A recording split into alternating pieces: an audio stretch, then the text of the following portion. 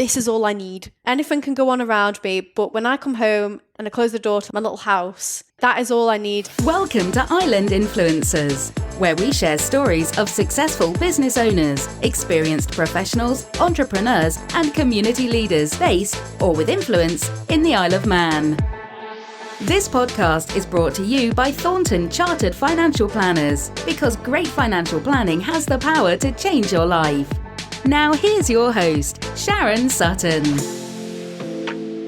My Island Influencer this week, Clara Isaac, director and founder of recyclecollect.im and onlinepayroll.im, explains how she and her husband, whilst both pursuing careers in finance, launched onlinepayroll.im, a cloud-based payroll software, and recyclecollect.im, a kerbside recycling service with a modern twist. This is a fantastic example of how an idea quickly became a rapidly growing, successful Isle of Man business, or businesses. The day we recorded our conversation marks the first anniversary of Recycle Collect. Thousands of us want to recycle to help the environment, but not everyone is offered a curbside recycling collection. 64% of us live in an area which does not provide curbside recycling. Now, we all love the Isle of Man and believe that as an island, we're responsible for recycling as much as possible to do our part to help save the planet. Episode 75 of Island Influencers with Clara Isaac is a conversation not to be missed. Enjoy. So welcome, Clara Isaac, to this week's Island Influencers on, I believe, the first anniversary of Recycle Collect. Yes, thank you very much for having me. And it is a year since we started Recycle Collect. I can't believe it. I'm still in shock. Yeah. Well, congratulations on setting up such a fabulous initiative, and I look forward to talking all about that later on as we go through this particular episode, because I'm sure there's so much we can all do that we don't know about. So thank you so much for coming today. When you and we met fairly recently, didn't we, at a fabulous event that Ramsey Grammar School put on for their Year 9 girls, didn't they? Yeah, and I always wonder what people are going to think of me. Do you know, like, there was all these amazing people next to me, like lawyers and blah blah blah, and I could see all these girls like, oh, the next one, she's going to be something really clever as well. I was like, do you know what? Hi, I'm Clara, and I'm a bin lady, and everyone's face. It was the most memorable thing that ever. That was so great. But you're not just a bin lady, are you, love? No, I'm not. I guess I've transitioned into a bin lady. Fantastic. Well, look, what we'll do is, if it's all right with you, yeah. From that day we met, obviously we've got to know each other a bit over social media. But for the benefit of our listeners, could you just tell us, please, all about where you've come from, how you got to run Recycle Collect today? Yeah, so my background is actually in finance. So I'm a qualified accountant. I qualified, I hate to say it, almost 10 years ago now, when I was 21 years old. Well done. I mean, it's really young to be a qualified accountant. I know. Well, I love the Isle of Man. And when everyone was going to university, it just wasn't a calling for me. I'd kind of said to myself, I want to be an accountant. Don't know why. I think that was my dad's fault, that. And so I stayed here, and I went straight from A-levels to a placement at a local accountancy and audit firm. And when I was just 18 years old, so all my friends went off to university, I stayed here and started studying and working straight away. Yeah. Then about 3 years then, it took me to qualify. So I rattled through them at a rate of knots. When I'd set my sights on it, I was going to get it done. Yeah. And then 21 years old I was when I qualified. That's great. And we're 10 years down the line, so I had 12 years in the finance industry. And now I'm a bin woman. Yeah, not just any old bin woman. So you started at Harding Lewis, and so you through that you went on to Sabre, and then you ended up being a lecturer as well. I did, yeah. I was quite young when I did that. I did it for a few months, and it was ace. Like, when you really think, when you qualify, it's almost like a midlife crisis. And I was only 21 years old, but I was like, I want to do something really different. Yeah. No, that's really good. But did you find, coming straight from school, having done your GCSEs, showing my age, and A-levels, to go straight into vocational exams as they are, did you find, you had that kind of, I'm doing exams, carry on doing exams? Oh, definitely. I mean, you're in the rhythm, so to speak, and the only difference is, I guess, with studying for like your ACCA, your ACA, it's a lot more intense and it's a hell of a lot harder than, so school kind of prepares you. Like I sat, maths and stuff at A level. So it had prepared me for a difficult exam, but just nothing for like what was coming basically. But it was the routine, the getting up, studying, going to work, coming home, studying. In your own time. Yeah, all in your own time. And not being a fully sponsored student like kids who are at school or university. Well, the good thing about going straight into kind of trainee accountancy is that the person that, or the place that you work for, will help fund your training costs basically. So they give you a couple of days off to go and sit the exams and the training courses. And everyone I've worked with has been absolutely incredible for support. I've had very, very lucky to have incredible employees. Employers. That sounds great. And there's people, I suppose, that we're just past that now, where everybody who's going away knows where they're going. But what was it that didn't appeal to you about going to uni? Or anything particular? I don't know. When I look back, just moving away from like my family, my house, there was no point really in me going. I wouldn't have known what I was going to do. I wasn't ever really, when I was kind of 18, I was into like the party scene and stuff, but not intensely. Yeah. And so it just wasn't like a draw for me. It wasn't something I particularly enjoyed. And I guess when I'd set myself on achieving where I wanted to be in such a short space of time, I just realised I didn't need to go anywhere. Yeah. Oh, no, that's great. And the Isle of Man's delighted to have you doing what you're doing. Yeah, so go on and tell me about your next part of your career. It's Manx Financial Group. Yeah, so I went to work for Manx Financial Group then when, I was there for 6 years and I only recently left there. So I left there December 2021. Yeah. So people will most commonly know that as Conister Bank, Edgewater, MFX, and there's a couple of companies in the UK as well. Yeah. I was there for 6 years, absolutely loved it in the finance department. Just the greatest kind of 6 years, learned so much there in terms of banking and finances, heading up a team there, like a management accounts team. They were just brilliant. I'm so close to them all now, and they're a key sponsor of ours at Recycle Collect. Okay, that's great. Yeah, and a big driver in where I kind of how I got here. I'd mentioned to my managing director that this was my idea, and he was like, that sounds ace. Yeah. Like, they're just brilliant people. Yeah. So how did you get the idea to set it up then? What was it that drove you to do that? So it was actually at Conister. Yeah. So I guess during lockdown, when everyone was, working from home and stuff, and then there was a lot of like docuseries and stuff released, and I, watched them all, was suckered into all of them. Yeah. Actually thought I'd disappear and work on a boat saving whales and turtles with my husband. That was how involved I got in it. Yeah. But then when we went back to work, we'd just launched like an ESG team at Conister, and I joined that, and we took a trip to one of the local recycling facilities. When I was there, I just had this brainwave. I was like, I want that at my house, And when I lived in Douglas and Braddon, we always had curbside, but then since we'd moved to Santon, I was like, I want that, like this sounds great, and we can encourage the island's recycling. And so I'd gone home then to my husband and said, this is what I want to do. I think it's a great idea. And it just snowballed from there. I mentioned it to the guys at Conister. They thought it was ace. My husband thought it was ace. And then just like a big bomb went off and we set to work on it. Gosh. Haven't looked back.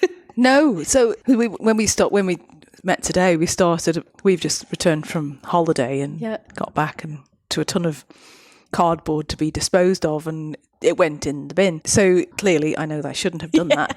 But for the benefit of our listeners, what does good look like when it comes to Recycle Collect? How do you make what happen? So we are a curbside collection for everyone outside of the areas of Douglas and Braddon. So we're not quite reaching like the tips of the island. So like Andreas, but Pardon the pun. Yeah. I'm glad you caught onto that because I didn't. I was so slow there.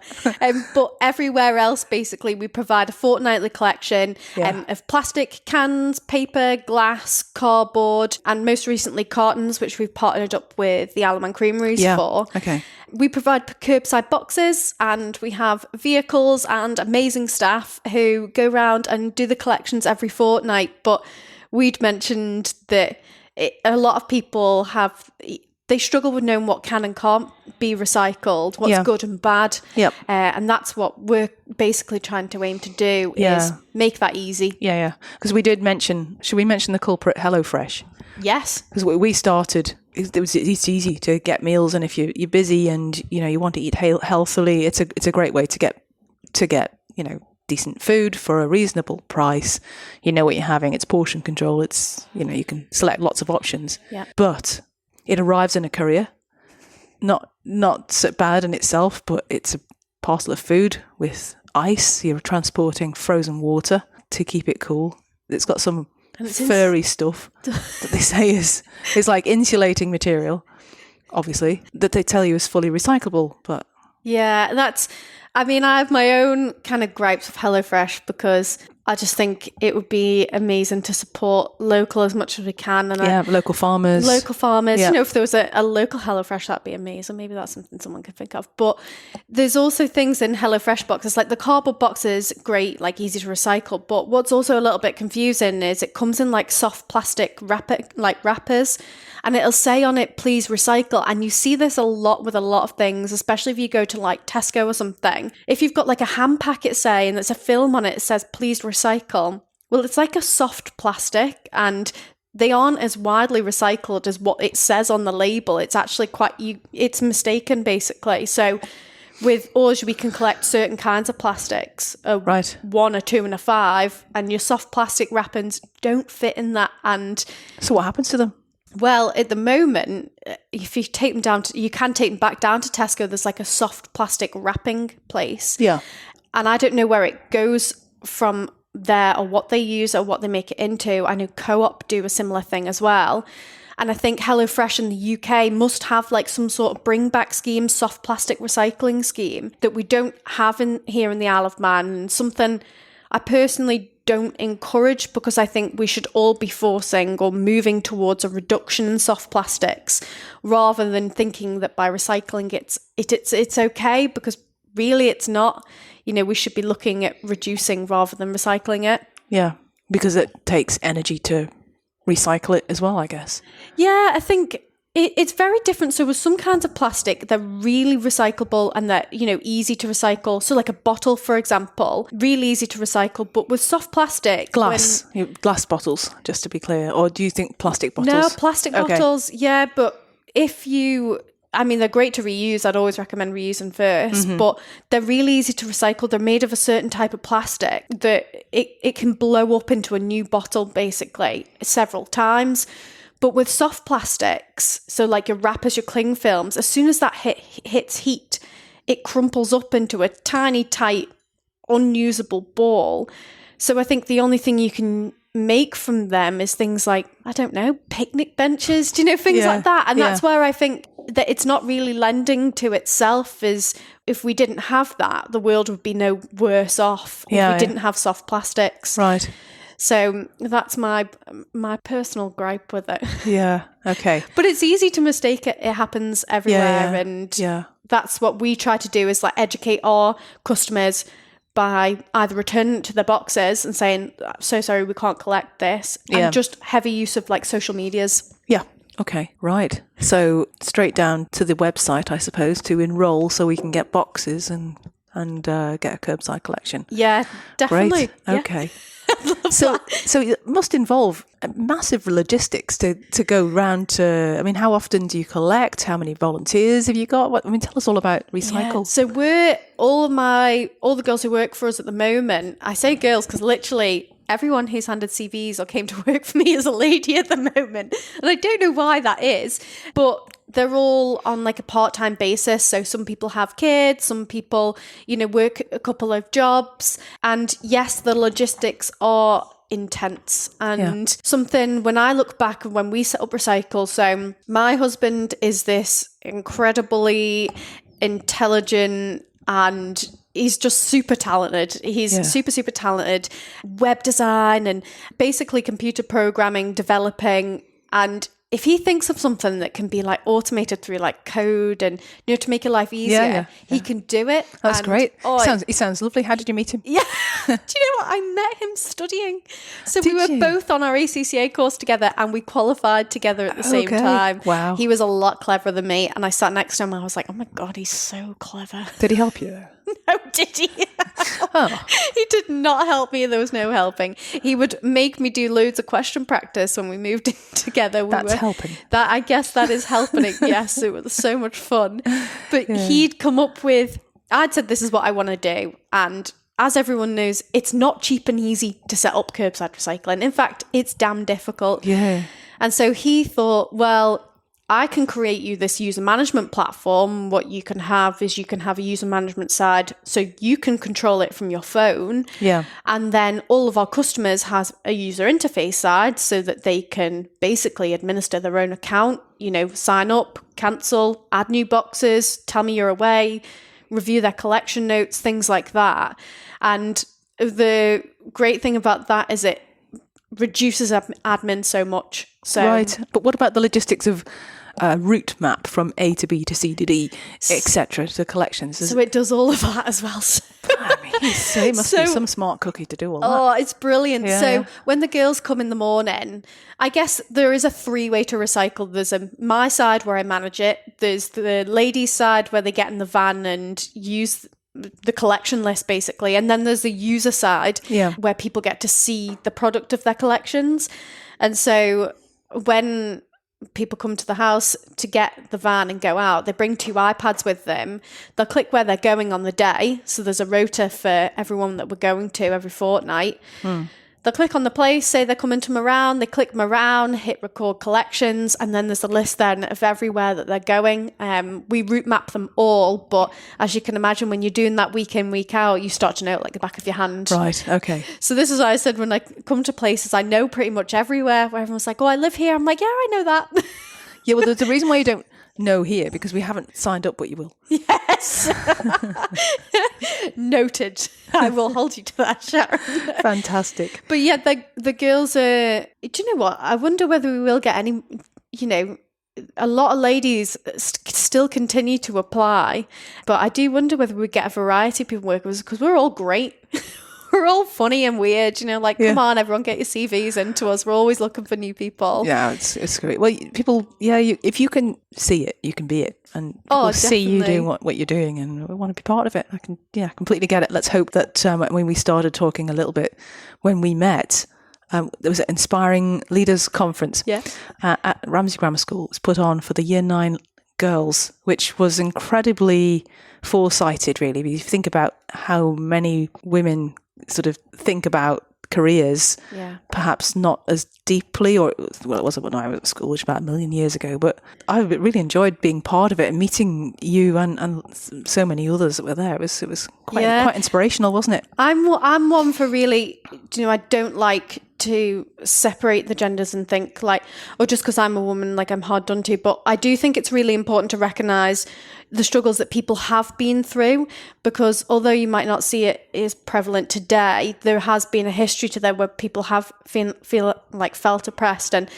I personally have never. I've worked for an incredible set of companies who have valued me as a person, not as a gender. They value me for what I do, who I am, and that's exactly the way I am. I will not let anything get in my way. It doesn't matter what I am. I will certainly make it happen. Quite well said.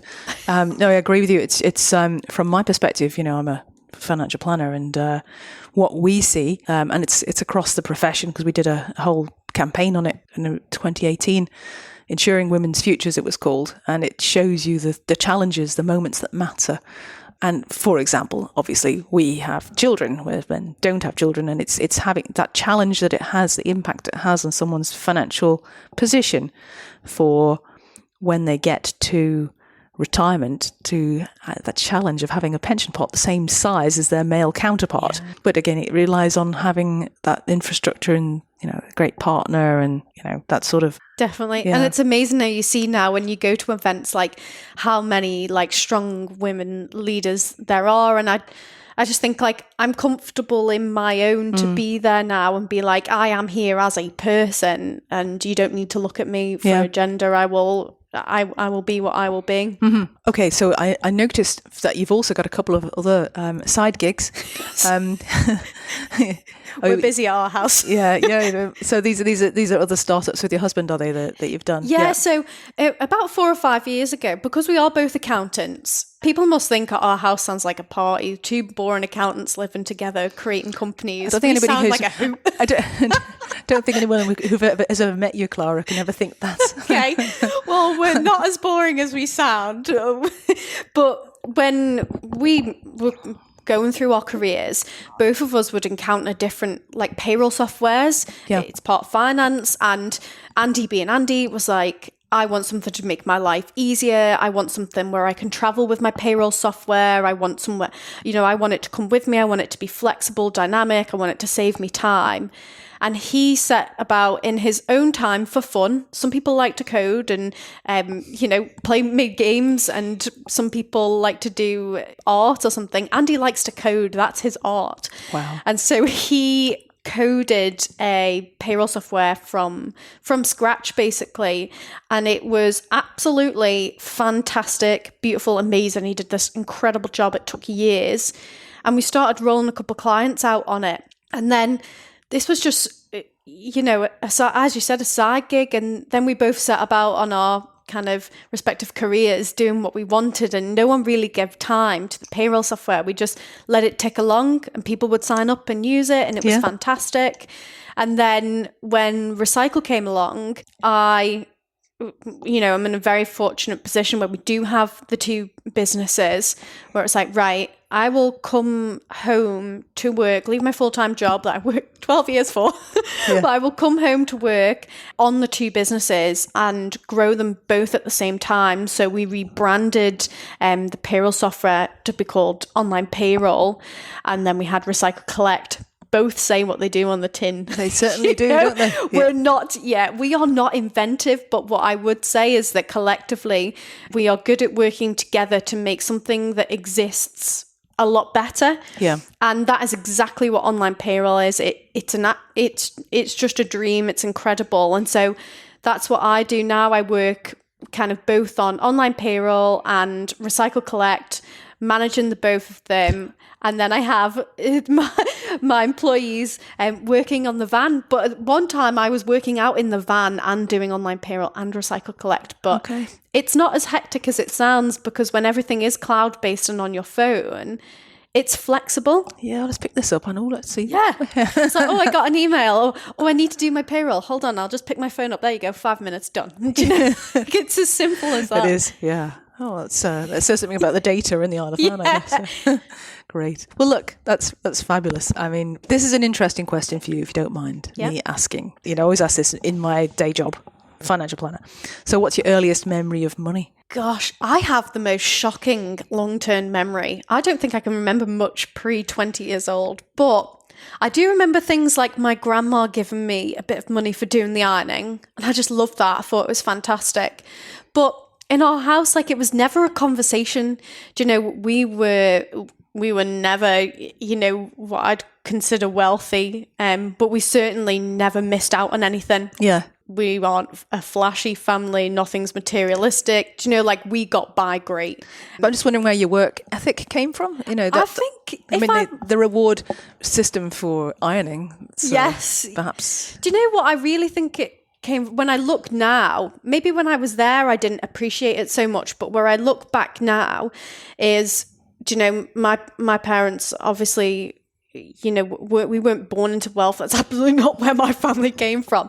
But my dad is an incredibly hard worker. Do you know, my parents worked their socks off for us, and everything they did for us. I remember at nighttime, you know, speaking of it, going to bed, and my dad had like all these posters, and he was like studying for his masters, and he had 2 young kids. Wow. And he was doing it all through the night. I'd get up in the morning, my dad would be up already studying, you know. Wow. I remember that really vividly, and he was a very hard worker, and he dedicated his life to us. He still does everything he does. He worked hard to give us the best. Oh, he sounds like a great guy. He is a great guy. Fantastic. Well, thank you for that. So of all the things that you've done through your life so far, what's given you the most fulfillment from a personal and a business perspective? Yeah, I think I'm a very goal-based driven human. Do you know, if it's personal, I'll be like, I'm going to run this far in a month's time, or I'm going to run this fast in a month's time. And I get like this massive sense of fulfillment and achievement when I've done it. And I guess if you ask anyone in terms of business and who I've worked for, that is how I tick. I'm very, very goals based. I want to and strive to achieve everything I set out to achieve. And I think for me, Recycle, Collect and Online Payroll have given me this massive sense of achievement, because it's almost like those 12 years of like crazy hard work in the industry have kind of come to fruition, where not only have we've been able to create something that helps the finance industry and, you know, is just super beautiful, we've also been able to use our skills to further the Isle of Man and help improve the Isle of Man. And I get like this warm, fuzzy feeling when I get someone sign up on both things. I'm not surprised. Yeah, I'm not surprised. It's a great achievement. And I guess another thing that, you know, when you go home at the end of the day, I feel like when I come home, like, this is all I need. Do you know, like, anything can go on around me, but when I come home and I close the door to like my little house, that is all I need, and that is definitely a pure sense of fulfillment and achievement right there. Yeah. Oh, absolutely. Yeah, that's just lovely. come home, Andy's there, my animals are there, I close the door and everything is fine. That's great. That's so sweet. It really So is. cheesy. No, it's all about enough. And it's, if more people thought like that, we'd have a much less of a consumerist society, wouldn't we? Definitely. I think if you take everything away from someone and look at like the bare bones, like what is it that truly makes you happy, and like strip everything away from me, as long as I've got like my family and kind of my people, that's all I need. Yeah, absolutely. Hint, it doesn't come from Amazon. No, it doesn't come from Amazon. No. So, okay, this is an interesting one for you. What's your number one tip for any existing or aspiring business owner, Clara? God, I can't believe people are asking me this. Do you know, like, if you look back, if I look back at where I was, I think, I can't believe anyone's ever asking me something like this. But one thing I do know and recognise is it's been a crazy 12 months for us. I can't deny it's been incredibly hard. It's been so tough. So I guess I would recommend people to not give up. Like, if you have an idea that you're passionate about, go for it. Do not give up. Really, really go for it. But one thing I've really learned is take advice and be prepared to be flexible, because it's very good having this goal in mind, saying, I'm not letting anyone get in my way, I'm getting to it. But I do think you need to learn from people out there, people surrounding you, and be able to adapt quickly, because you'll get there in good time, but you'll also get there with better quality and better experience behind you if you listen and learn along the way. Perhaps a different perspective on something that you might think, because we all love our own perspective, don't we? And we see the world through our eyes, but not others. Yeah. Oh, I can't believe the amount of twists and turns we've had, but some that I look now 12 months down the line, I think, thank God for that. You know, I'm so glad that happened. Oh, that's wonderful. Great. That's a really good tip. So what do you do to relax when you're not, sorting out people's payroll and recycling stuff? I am an avid runner. I love running. Okay. It changes my life. If you wake up and you feel maybe anxious or nervous about the day, or maybe you're a little sad or overexcited, go for a run. sorts it out. If you've had a tough day, go for a run. Running is fantastic. It's almost like a therapy on your own. Love it. And what sort of distance do you cover? Well, I would originally say my training was half marathon, but over the past couple of months I started training for full marathon, which I just love it. I love the training of it, and it is that goal-based approach basically that I'm going to do it. I love doing it with friends, on my own. I just love it. Okay. Which marathon? So I'm not quite sure, because I set myself I'm going to go out and run a full marathon, and I would have done the Ramsey half marathon on the Isle of Man that's just gone. Yeah. It was super, super hot, and we'd got sick and injured at the same time, which happens with running. There's ups and downs. But one thing I'm a bit of, not so great for is that I'll set my sight on the race, and then the race will come up and I'll be like, I don't want to go to it.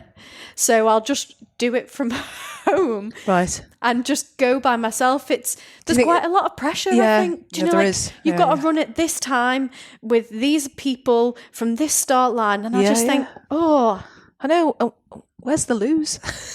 That is horrible, isn't it? Do I stop for the toilet? It's all right for blokes. They can just nip behind a bush, but it's a bit different for us. Yeah, definitely. Yeah. So not sure. Maybe next year I will aim to do one. Yeah, but don't put pressure on yourself. Well, I never do. No, good for you. Love it for what it is. Yeah. So tell me, what do you think are the best things about living in the Isle of Man? Oh, I'm obsessed with the Isle of Man. You're asking the right person here. What's about living on the Isle of Man? That's good. Everywhere I go, I always think the Isle of Man's better. The best thing about living in the Isle of Man, the walks, the runs, the wildlife, how everything is so close. I step out my door, 10-minute walk down the road, and there's like seals in the sea, and it's just incredible. Yeah. Just, it's so, so beautiful, and you really do appreciate it when you go elsewhere, and it's so beautiful within such a short space of time. No, do you know? Yeah. Oh, I just love everything about it here. Do you know, it's funny, one of the first episode I think I recorded of Island Influencers like 2.5 years ago was with Bill Dale. He said something very similarly. Did he? Yeah, he did. It's just the best place. Do you know, no matter where we go, whenever we're like, it's just not as good as home. Yeah. That's what we say. Yeah, it's nice to get away, but... Yes. Yeah, nice to get away in the winter. Can't beat it here in the summer. No, we can't. Not on a day like today. No, I know. We've got tree surgeons and gardeners and God knows what else going on in the neighbourhood. All part and parcel. It sure is. So what would you say the main challenges that the Isle of Man faces, and Clara, other than HelloFresh? Yeah, I'd say... it's on the tip of everyone's tongue at the moment. It's cost of living. And that, for me, is something that I feel myself. I see myself visiting customers on the doorstep. And also I feel from a business perspective, it is hard times for everyone. And I'm certainly no professional in that area. I might have a background in finance, but, people's personal finance is not something that I specialise in. But I think that's very hard because it lends itself to difficulties in terms of like environmentalism and moving towards, a better Isle of Man, a more sustainable Isle of Man. And I think kind of when people are focused on trying to cut down costs, if you think yourself, I need to chop my food bill down. So you'll go to like, cheaper alternatives, and I could go down a rabbit hole here, but it doesn't lend itself to, supporting local. Is cost of living impacts what we can spend at, local shops for local farmers, buying local produce. Yeah, definitely. It's a tricky one, and I think I don't know a solution for it, but I definitely think it's going to be a difficult period for the Isle of Man, and something I can appreciate myself being a new startup that we're all feeling the pinch, but at the same time we need to help people move to a more sustainable future without it costing any money. I mean, it's all very well as eating less or buying, it's not good for you, but it can be in a trying to make a positive out of this. That it can be that maybe we're buying less in terms of clothing.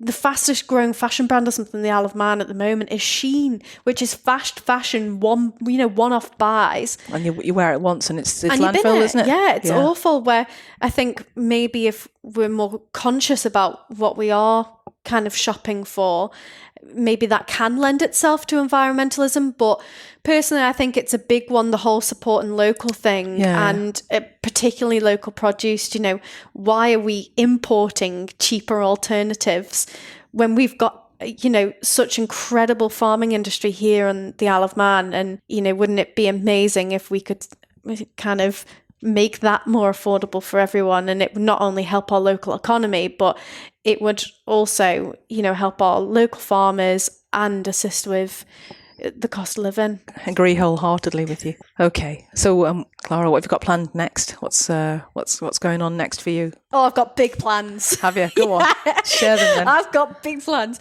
So year 2 of Recycle Collect. Year 2 of Recycle. So year 2 of Recycle Collect has just booted off with a new van. So we're now up to 2 curbside vehicles, which in turn leads to more staff. It in turn leads to more customers, more growth. So with Recycle, I just want to get it to as many people as I can. You know, it works incredible. We've had an exceptional 12 months, and we've got some incredible data behind us from what we've collected in terms of collection statistics, how much we've collected, who we've collected from and stuff. In terms of online payroll, exactly the same, pushing them both. I think both of them lend themselves to helping the Isle of Man online payroll in terms of businesses, Recycle Collect in terms of domestic customers. But I just want to help make the Isle of Man even better than it is. Yeah, that's great. And I just wonder about the funding model for the Recycle one. I mean, obviously the payroll one's obvious. Yeah. You say you just got a new van. What does it take in order to expand, to grow it even further? What do you need? Yeah, it's tough. You know, nothing comes cheap. Startups don't come cheap. Vehicles don't come cheap. And our support, which I'm incredibly grateful for, is sponsors. So we have some exceptional corporate sponsors who, I guess in my head, I think, well, recycling is like a basic and fundamental principle of sustainability that we need to roll out here on the Isle of Man, because I think it's so important to get the basics so that we can move forward together as a community to make the Isle of Man an even better place. And the businesses that have come on board with us so far have, you know, there's a group of them, and it's almost like everyone's speaking up together to say, look, this is what the Isle of Man needs. We're going to support it. And so our funding model, especially for things like vans and stuff, is just amazing corporate sponsors. Right. Thank you so much. We wouldn't be here without you. Great. Do they need to give you more, or do you need more sponsors? I'm always looking for more sponsors, because there's a couple of things. So once we've got a new vehicle, that's great, and it fills up to 1,000 houses. But with every new customer comes new boxes.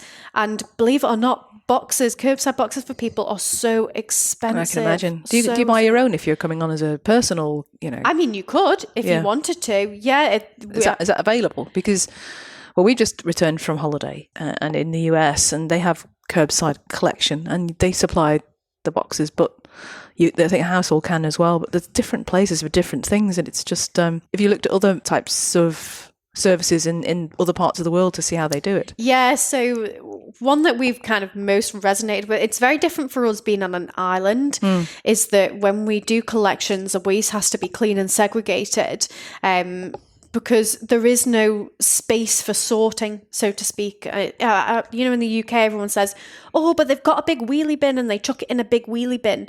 And I think that's great, because it encourages, because it's easy, but we don't have the space for that in the Isle of Man to then pour out those bins, lay it all out, and then someone be picking it. So we have these curbside boxes which separate it out. So it's essentially sorted on curbside. Yeah. Yes, they're expensive, but we do include them in the subscription, almost like an asset of ours. So if you cancel, we'd take the boxes back and we'd reuse them. Yeah. But a really, really great kind of plan we have with that is every box that we issue is sponsored by a different company. Okay. So we have them all branded with like different companies, and as you go around the island, you'll see different boxes with different companies on them. Oh, that's cool. Yeah, that's a good brilliant idea. Yeah, that's really good. Just as a last few questions, just to share with our listeners, and are there any books you've read recently that you'd recommend to our listeners as a source of information? It's a bit like Desert Island Discs. So what book would you take to a desert island?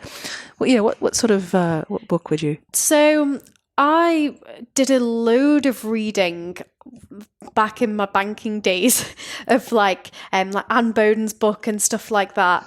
But most recently, I'm really, really into it. A guy called Mike Berners-Lee, who did a book called No Planet B. You know, like I'm, you know, no, people might think that I'm some sort of, you know, Greenpeace warrior. I'm absolutely not that. You know, it's not me. Yeah. I'm just completely fascinated. So there's a book called No Planet B, which is amazing. I also read a lot. There was this guy I started reading during lockdown called Dr. Chatterjee, and he did a load of podcasts, and he did like a load of like lifestyle and nutrition and stress solution books. He was fantastic as well. Yeah, Right. they'd definitely be books I'd recommend. Fantastic. Thank you. Who inspires you? A typical one, I'd say. The person who inspires me is definitely a David Attenborough. Yeah. You know, he was someone that I watched all through lockdown, who I've crammed all his series in, all his documentaries in. Someone that speaks with kind of, you know, such purpose and knowledge, and just someone I wish that we'd all listened to an awful lot earlier. And who doesn't love David Attenborough? Oh, totally. Yeah. Do you have a favourite quote? I'm not really a very inspirational person, to be honest with you. Oh, you are. But I think a simple one I think we can all benefit from is definitely the Be Kind movement. You know, something as simple as be kind. You know, you don't know how or who you're going to learn from, what other people are going through. Do you know, appreciate that everyone's going through their own journey. And something I've definitely seen stepping back into social media to promote the businesses. I'd removed myself from it a couple of years ago, but since setting up the businesses, I've gone back on with both of their platforms. And it's something I see and think like, why are we doing this to each other? It's crazy, isn't it? We get so much further in life, and it's a lot. It takes a lot less energy to be kind to someone. And I think you said that at the Inspiring Women's conference as well. You're so right. Absolutely. Definitely. I don't know what it is about the modern day, but we're all willing to take people down or bash people's businesses, and I just think, you know, if we take a step back and just think, right, I don't know what that person's going on behind closed doors. Okay, well, thank you, Clara. That's great. You know, and what we just said about social media, but where can people go to learn more about you and the work that you're doing? I guess there are some Recycle Collect. Yeah, so we've got a website, www.recyclecollect.im. We are on Facebook, Instagram and LinkedIn. Yeah. You'll also see us out and about. So if you do see us out and about, you know, stop and have a chat. And I am visiting quite a lot of corporates at the moment, as well as schools, to just have a chat about recycle. Okay. I have a phone number if you want to call and give me a call. Well, we'll put all that in the show notes. Yeah. And hopefully this, you know, this episode will help, you know, expand that awareness, and the phone will be ringing off the hook. Yeah, God bless them. They don't want to pick up the phone to me. They have their ear chewed off. Of course not. They won't get off the other end. Oh, thank you so much, Clara. It's been absolutely great. So I knew it would be when I met you that day. So fabulous. Thank you. Thank you for having me, Sharon. Thank Cheers. You.